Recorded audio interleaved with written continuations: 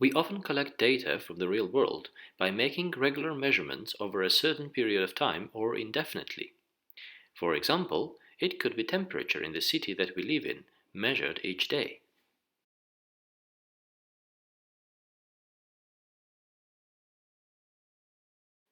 Or it could be a gardener counting the number of flowers in his garden each year.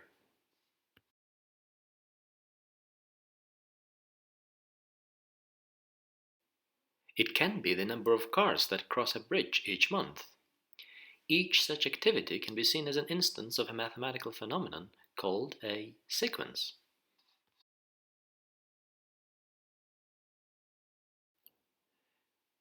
A mathematical sequence is a function defined on an interval of whole numbers, whose values are mathematical objects, such as numbers. The interval can be finite or infinite. Measuring temperature can be seen as a sequence where the set of natural numbers is the domain of the function, and integers are the possible values of the function. This function assigns 19 to 1.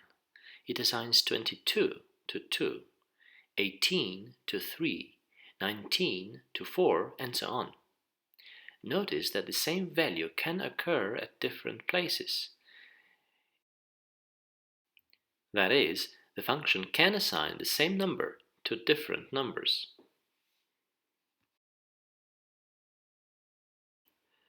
A sequence is often pictured as an array of numbers, which explains where the name comes from.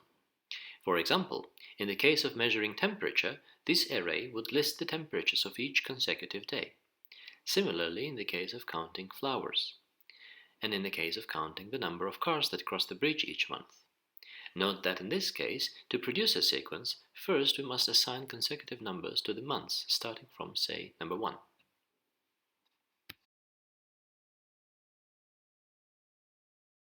We could also start counting months from a different number, and formally this would give rise to a different sequence. Thus, it is often a matter of our interpretation precisely which sequence do we construct from a given data. This happens also in mathematics, when we write a sequence just as an array of numbers.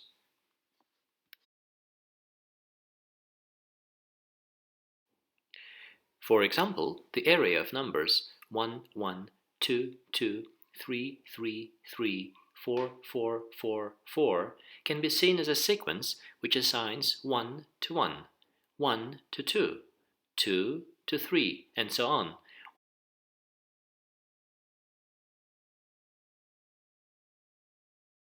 Or it can be seen as a sequence which assigns 1 to 10, 1 to 11, 2 to 12, and so on. These are two different sequences since they have two different domains. In the first case, the domain is the set of numbers from 1 to 11, and in the second case, it is the set of numbers from 10 to 20. The value of a sequence f at a number n is usually written as f with index n instead of f of n, and is called the nth term of the sequence. The sequence itself is written as f equals to, in brackets, f index n, with n being an element of S, where S is the domain of the sequence. Note that this notation does capture the domain, but not the codomain of f. It usually assumes that the codomain of f has been fixed in advance. In many cases, the codomain is the set of all real numbers. In this new notation, the corresponding array of numbers will be written as f1, f2, f3, and so on, when S is the interval of numbers starting with number 1.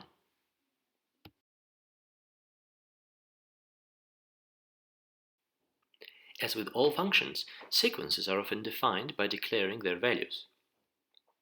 This can be achieved via a table if the sequence is finite, which means that its domain is a finite interval, or by an explicit formula when the sequence is infinite, for instance, when the sequence is defined for all natural numbers starting from 1.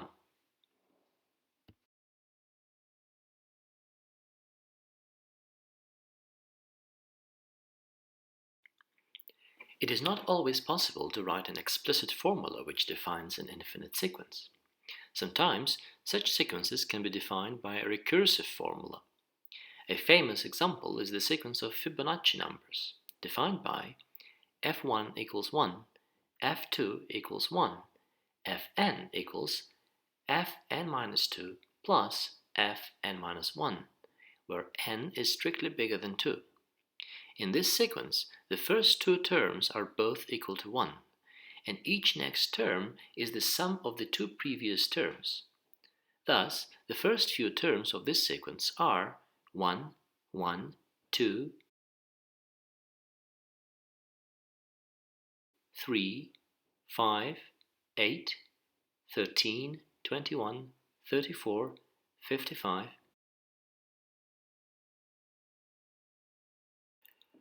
Let us conclude this lecture with some examples of mathematically defined infinite sequences.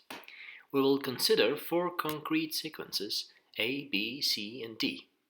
The sequence A is defined by an equals minus 1 to the power n, where n is bigger or equal to 0. As we can see, the lowest value for the index n is 0, so this sequence can be written as an array as a0, a1, a2, a3, and so on. Moreover, there is an explicit formula for computing the terms of this sequence, according to which they are 1, minus 1, 1, minus 1, and so on. So the first term is 1, the second term is minus 1, the next term is 1 again, and so on.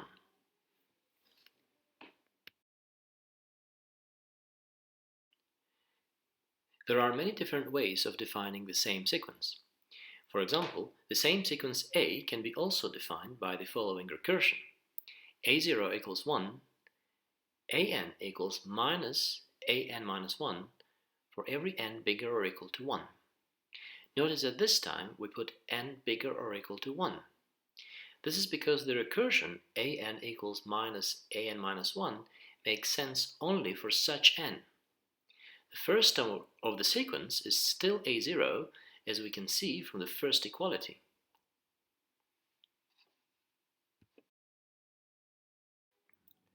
The sequence B is defined by the formula Bn equals 1 over n, where n is strictly bigger than 0.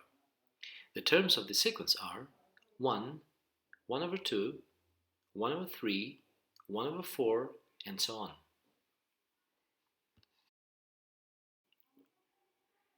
The sequence C is defined as follows.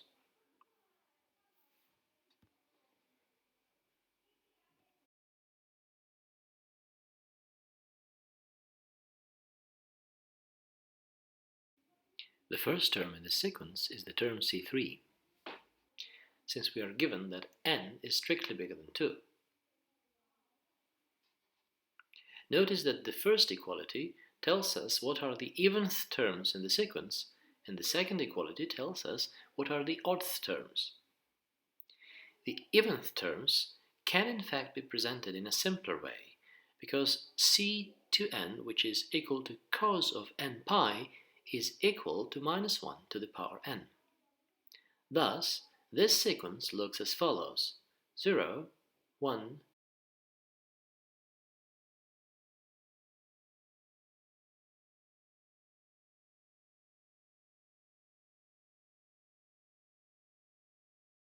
0, minus 1, 0, 1, 0, minus 1, and so on.